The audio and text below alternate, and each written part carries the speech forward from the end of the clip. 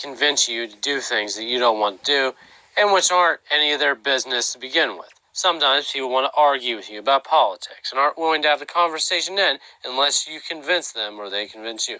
It's okay to decide you don't want to have those arguments. It's okay to unilaterally end that kind of talk.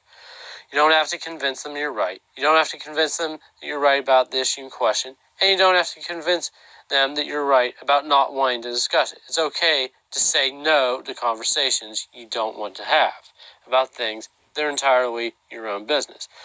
The tricky part is backing out of the conversation gracefully. You can't say, I don't think this is the right time to talk about that, which works well if you're in a very social situation with lots of people or at work in the middle of a class or another place where an argument or a personal conversation isn't appropriate. You can't say, I don't talk about that at work, or they're simply, I'll tell you later, and then never do. Only a really rude person would press someone to follow up a conversation they try to get out of. Sometimes you can head off a personal question by answering very vaguely. Someone asks you why you don't go home for the holidays. You can say, my family and I are strange. You don't have to give details. They press the phrase, it's complicated. You just shut most people up.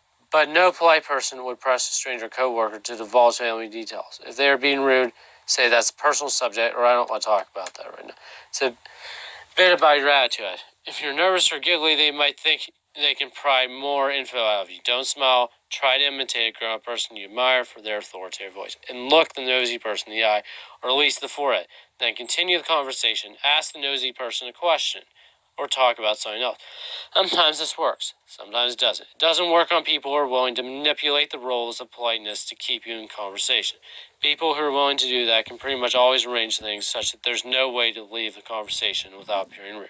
It's very common as a high-pressure sales tactic, but it can come up other places too. When someone does that, you don't owe it to them to keep following those rules of politeness. Also, people who can't make or fake eye contact still have the right to decide not to have a conversation.